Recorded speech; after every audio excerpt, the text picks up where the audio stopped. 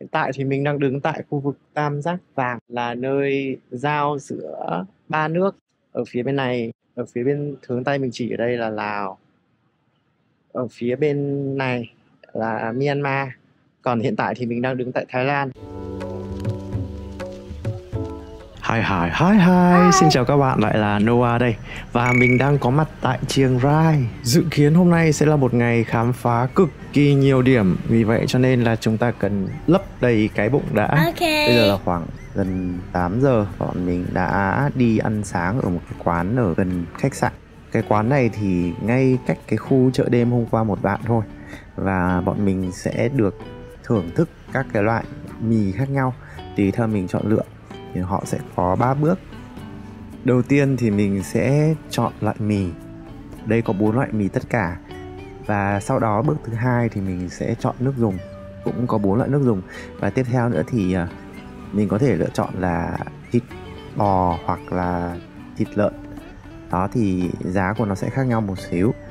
Rồi đây chính là 2 bát mì mà bọn mình đã lựa chọn được. Còn một bát thì là nước trong, một bát thì là có vị cay. Thật ra thì cả hai bát thì đều khá là ngon. Excellent. Trong lúc mà ngồi ăn sáng thì bọn mình đã search ra khá là nhiều điểm sẽ cần đi.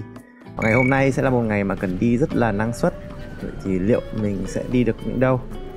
Để có thể là đi trọn vẹn trong ngày hôm nay ở Chiang Rai thì bọn mình sẽ mua vé đi Chiang Mai cho ngày mai trước. Từ cái quán mình vừa ăn đến cái chỗ bến xe này thì khá là gần. Nó ở ngay khu chợ đêm luôn các bạn. Và bọn mình thấy Google cái là bọn mình mua vé luôn. Thì đây chính là cái điểm bán vé xe buýt đi Chiang Mai. Ở dưới là họ có đề sẵn một số cái mức vé và thời gian. Excuse me madam, can I change to 10? 10 o'clock. Just 10 o'clock. Tomorrow. Yeah, tomorrow. 10 o'clock. No seat. No VIP. 9A, 9B. Okay, 392 baht. okay. Tomorrow 10 o'clock. Yes. Go to Chiang Mai. Rồi bọn mình đã mua vé xong. Và bây giờ thì bọn mình sẽ đi bộ về khách sạn. Đây chính là cái khu mà mình ở đây. Mình sẽ nhờ bạn lễ tân gọi cho mình một cái xe máy. Đây chính là cái xe máy mà bọn mình sẽ đi. Mình đi cái con Scoopy này cũng quen rồi. Nên là bọn mình sẽ lựa chọn để đi Scoopy. Ngày hôm nay thì dự kiến là sẽ đi rất là dài. Đầu tiên thì bọn mình sẽ di chuyển từ khách sạn tới Chùa Trắng, chùa Wat Rong Khon. Quãng đường di chuyển sau khoảng gần 13 km thì bây giờ mình đã có mặt ở gần Chùa Trắng rồi.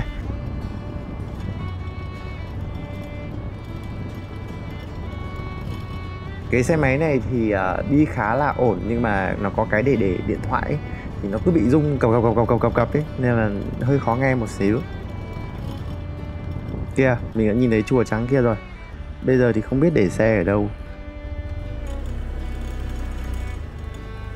Thôi rồi, mình thấy người ta có đỗ xe ở kia thì mình sẽ đỗ xe ở đây vậy. Wow, ngay ở bên ngoài thì đã thấy rất là đẹp rồi. Super. Một màu trắng rất là tinh khiết. Bây giờ thì mình sẽ tìm đường đi mua vé. Mình có đọc trước là ngôi chùa này sẽ có một số cái nhân vật khá là hiện đại. Thì ngay ở cổng chùa thôi thì các bạn đã nhìn thấy là có một cái nhân vật khá là hiện đại này rồi.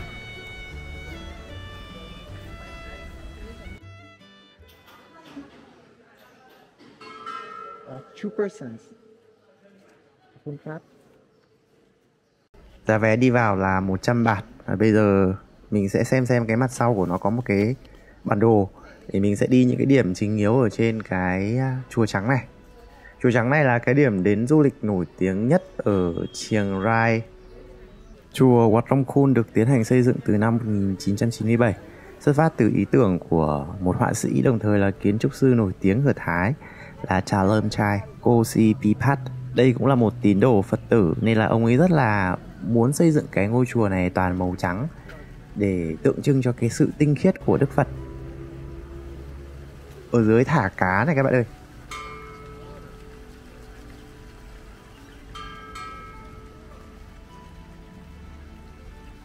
Nhìn ở góc này thì tất tần tật đều là màu trắng hết, và họ rát những cái ánh kính lên ấy, trông nó rất là lấp lánh.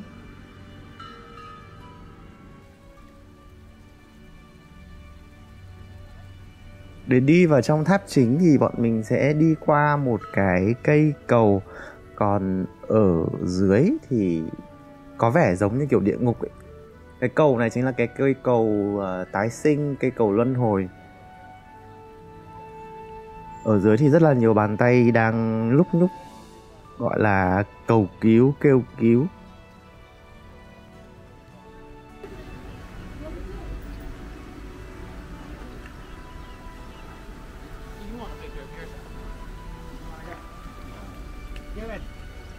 Để đi được vào trong thì phải đi qua rất là nhiều người chụp ảnh này.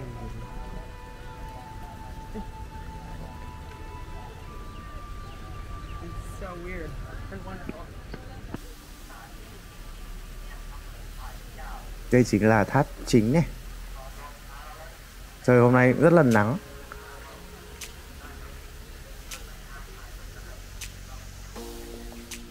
Bây giờ thì bọn mình sẽ đi vào chính điện. Khu vực này thì cần cởi giày và không được phép quay phim. Các cái kiến trúc ở đây thì cực kỳ đẹp và rất là độc đáo.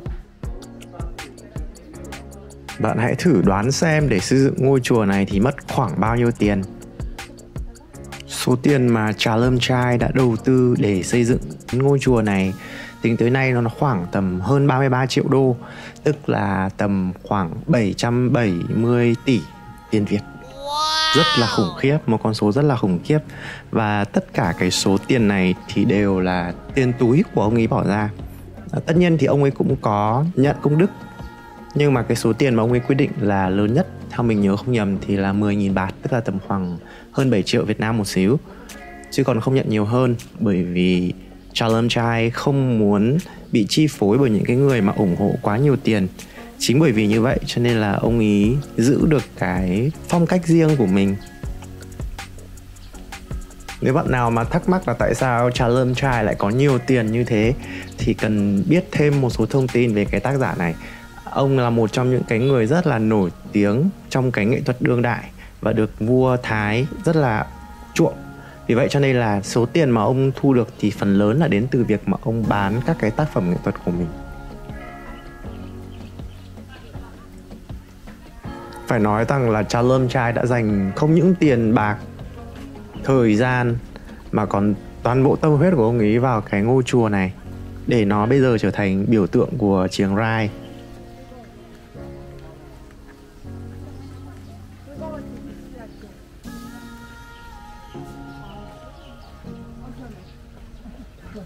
Ở đây thì các bạn có thể nhìn thấy những cái lá bồ đề bằng bạch kim được ghép lại với nhau và rủ xuống như thế này. Nhìn trông rất là đẹp và có ánh nắng khi mà nó chiếu vào ấy thì nó cho các bạn một cảm giác rất là huyền bí và lung linh.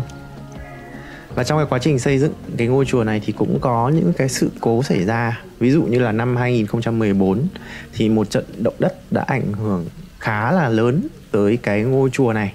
Và sau đó thì Chalermchai vẫn tiếp tục sửa chữa và đón khách như các bạn có thể nhìn thấy ngày hôm nay. Thì mình rất là ngưỡng mộ cái ý chí và cái tinh thần của Chalermchai dành cho đạo Phật.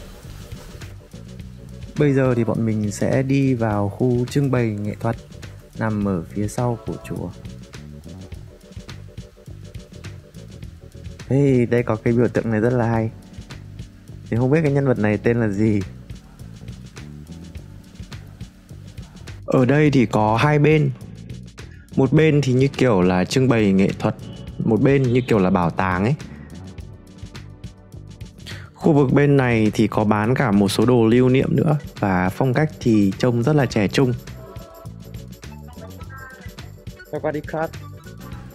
Phía bên này là Takhun Art Gallery. Trong khu này thì bọn mình sẽ không được chụp hình. Ngay sau khi đi ra khỏi khu trưng bày nghệ thuật này thì bọn mình nhìn thấy một cái hang ở bên tay phải, trông khá là đẹp. Thì bây giờ mình sẽ thử đi sâu bên trong xem sao. có đề là Cave of Art, hang động nghệ thuật.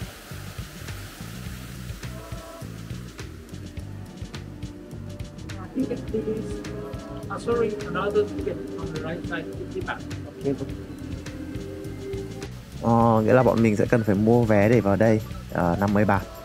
Tuy nhiên thì bọn mình không quá hâm mộ nghệ thuật lắm cho nên là tạm thời bỏ qua. Wow, từ phía này thì mình đã nhìn thấy một cái tổ hợp riêng màu vàng, trông rất là đẹp.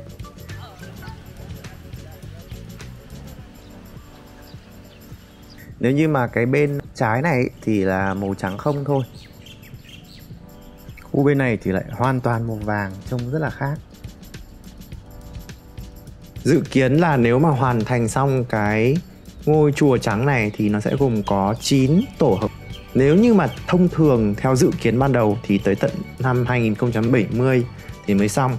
Tuy nhiên thì Trá Lâm Trai, ông ấy sinh năm 1955 mà, bây giờ thì cũng khá là lớn tuổi rồi.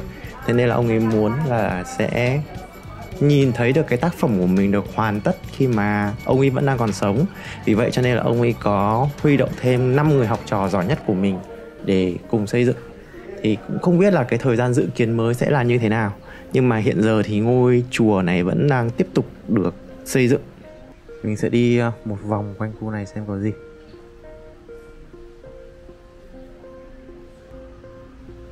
Ở đây có một cái lối đi lên trên tầng, nhưng mà hình như là bị khóa rồi, mình không thể lên được. Phải nói là ở cái góc này thì nhìn toàn bộ cái ngôi chùa này trông rất là hoành tráng. Mình phải công nhận rằng cái ngôi chùa này từng chi tiết một được thiết kế rất là chu đáo. Bây giờ thì bọn mình sẽ di chuyển và ngồi nghỉ ngơi ở đây. Sau đó sẽ tính toán cái quãng đường tiếp theo bọn mình sẽ đi. Tiếp theo bọn mình sẽ đi tới cái điểm cực bắc của Thái Lan, đó là Mê Sái. Tuy nhiên là chưa đến được đến nơi thì bọn mình đói quá rồi. Bây giờ là khoảng 12 rưỡi trưa và rất là nắng. Vì thế cho nên là mình quyết định là sẽ dừng lại một cái quán bình dân ngẫu nhiên ở bên đường thôi để ăn. Có một cái điểm là cái quán này thì không có ai nói được tiếng Anh cả. Thế nên là tất cả bọn mình chọn món hay là làm mọi thứ thì bọn mình đều phải Google cả. Bọn mình gọi được hai món ngẫu nhiên đầu tiên, nhưng mà có từ cơm ấy, nên là mình nghĩ là nó sẽ dễ ăn thôi. Đây là món mà bọn mình gọi được. Món đầu tiên này là món thịt băm với ớt. Đây là thịt heo, rất là cay.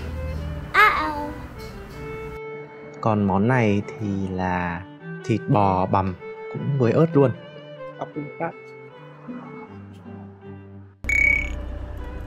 Sau một hồi thì bọn mình đã đi được tới biên giới của Thái Lan với cả là Myanmar ở Mê Sái. Excellent. Cái quãng đường mà đi từ Chùa Trắng đến đây là gần 80 km và thực sự là rất là mệt và nóng. Thì cũng may bọn mình vừa mới ăn lúc nãy ở cái quán bình dân ở kia ấy, chứ không thì chắc là đến đây là đói rồi.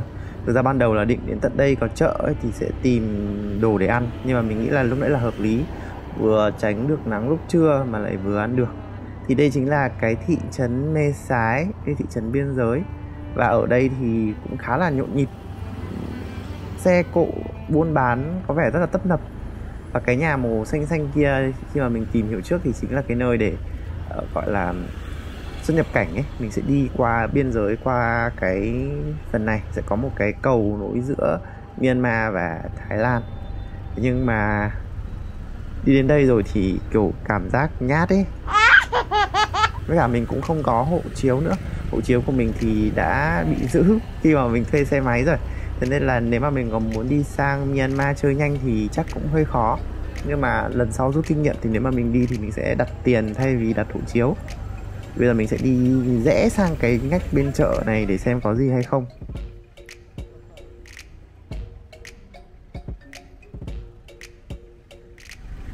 Cửa khẩu Mê Sái này thì khá là nổi tiếng và thường để cho mọi người chạy visa ấy. Ý là thường thì khách du lịch họ chỉ được đến Thái Lan 30 ngày thôi.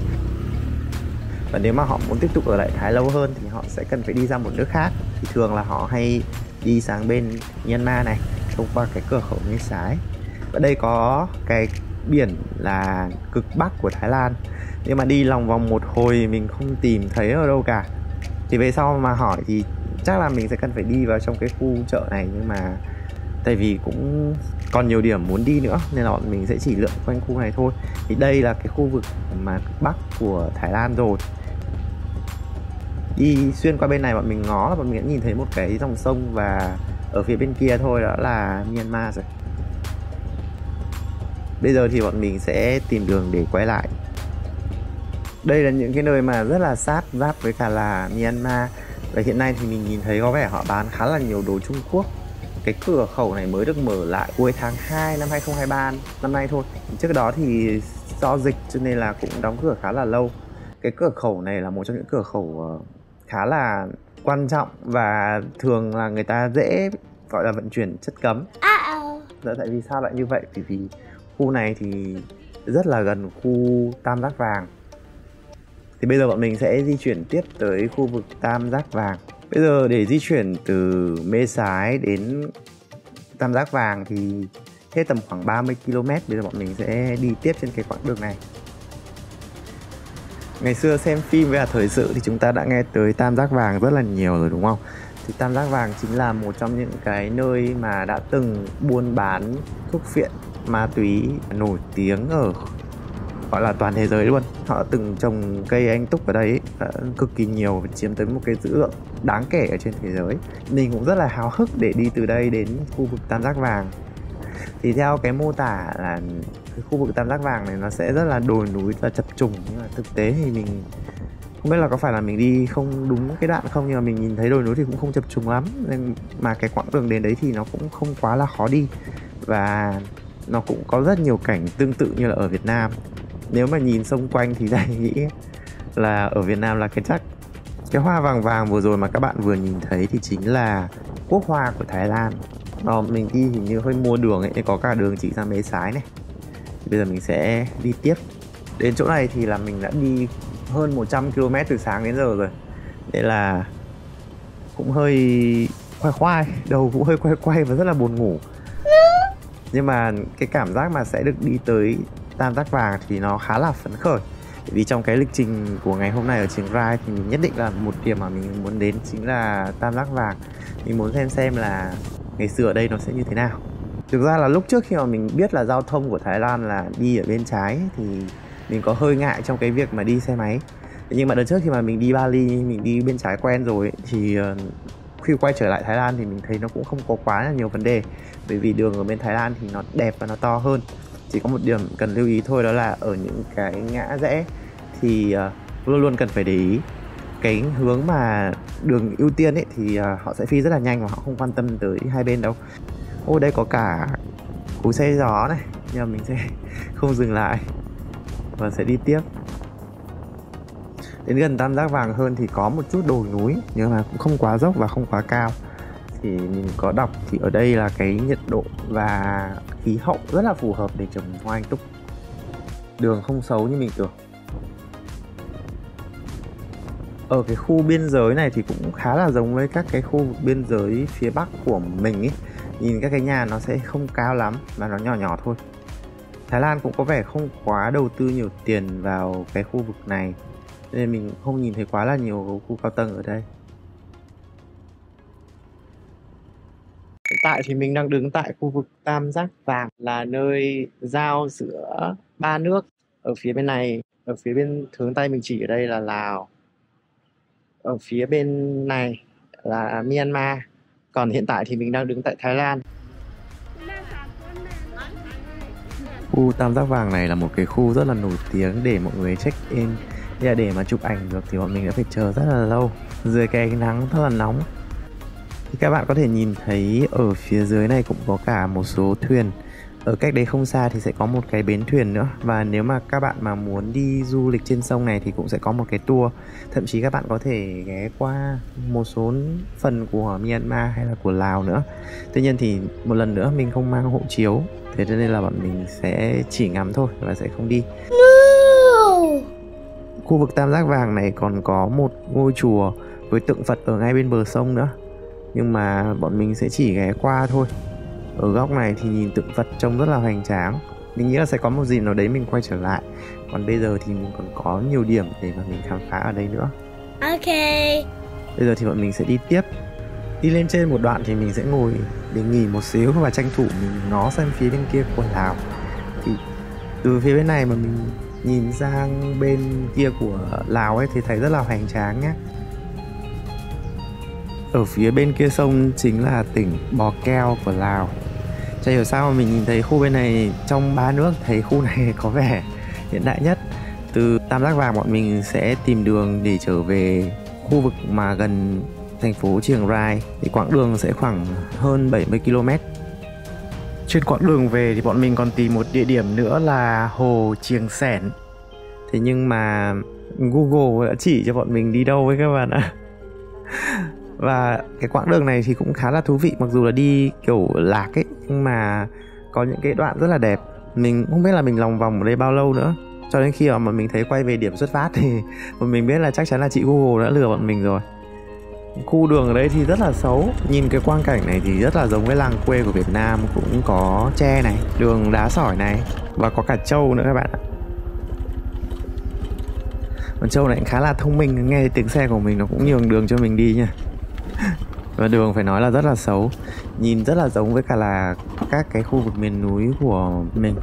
Nói chung bọn mình cũng phải đi lạc lòng vòng ở trong này mất tầm khoảng 1 tiếng đồng hồ. Sau đó thì khi mà quay lại điểm ban đầu ấy thì bọn mình mới đi tiếp. Nhưng mà phải nói đây cũng là một cái trải nghiệm rất là thú vị.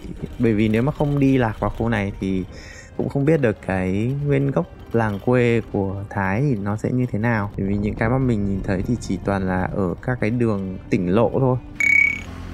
Cuối cùng thì là hơn 6:30 thì bọn mình đã có mặt tại đây. Đấy là một cái nhà hàng của Bác Thái, khá là mát mắt.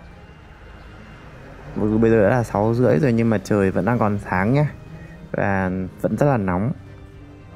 Đây là cái menu của nhà hàng này này. Nhà hàng tên là Simply Northern Thai Food. Thì có khá là nhiều món của Bác Thái. Hôm nay thì mình sẽ quyết định là không ăn kiểu cơm rang nữa, bởi vì mình ăn cơm rang nhiều rồi. Thì bây giờ mình sẽ ăn món gì đấy thật là lạ và đặc trưng của người Thái ở đây. Món đầu tiên mà bọn mình gọi là gỏi cá bằm kèm rau.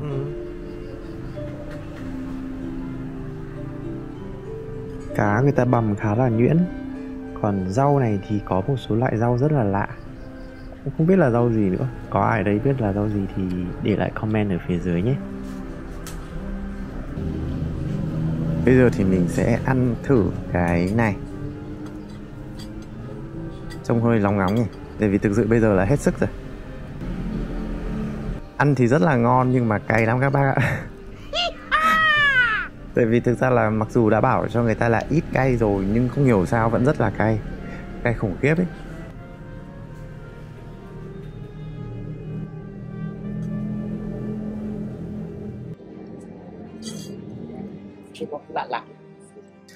Thực sự là đến đây thì mình đã rất là đuối rồi. Hôm nay là đã đi, tính toán ra là phải đi đến hơn 190 cây rồi, rất là nhiều. Món tiếp theo cũng rất là đặc trưng của Bắc Thái, đó chính là canh ếch với cả là nấm. Mặc dù đã bảo người ta là cho bớt ớt thôi nhưng mà cái món này nó cũng cay khủng khiếp. Không biết rau này là rau gì?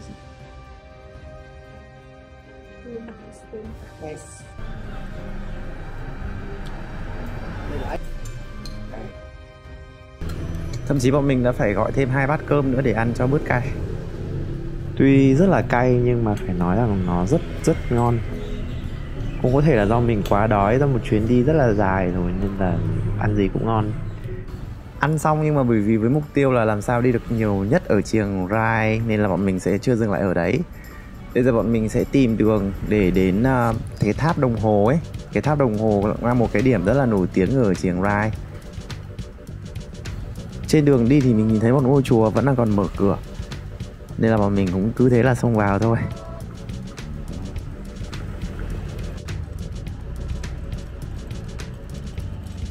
Ở ngoài rất là đẹp các bạn ạ, nhưng mà có vẻ như là đến hết giờ để tham quan rồi, vẫn chỉ có mỗi mình thôi, nên là mình sẽ lượn quanh đây một vòng. Chùa Klang Guiang này cũng là một trong những ngôi chùa mà có cái trang trí rất là công phu. Các bạn thì thấy rằng là ở các ngôi chùa của Bắc Thái thì có rất là nhiều rắn thần Naga nha. Đây là rắn thần, không phải là rồng đâu các bạn, rắn thần ấy.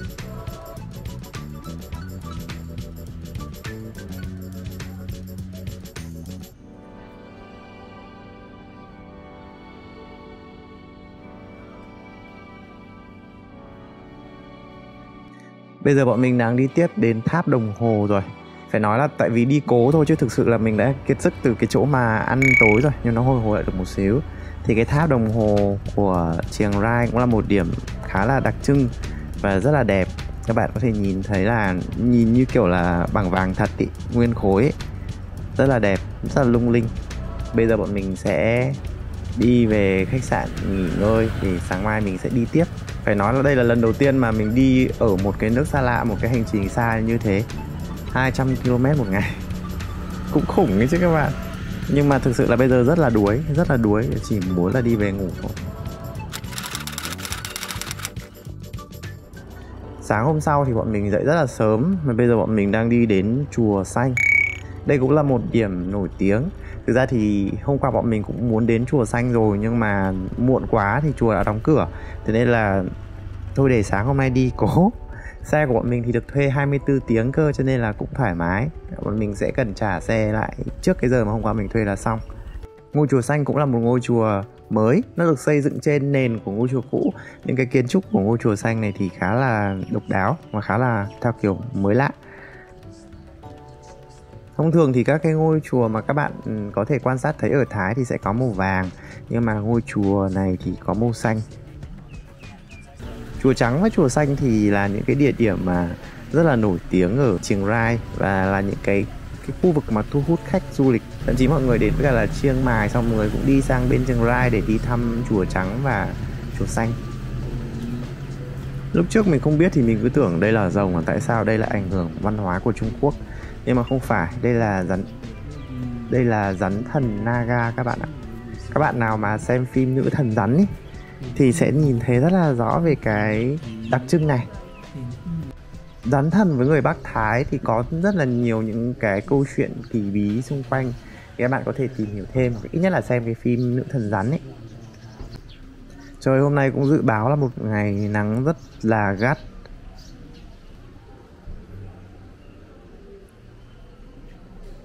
Ở bên trong này thì tượng Phật cũng rất là lớn và hoành tráng, nhìn màu xanh này cảm giác rất là mát mắt ý. Và ở đây họ có dâng các cái hoa để dâng lên Đức Phật.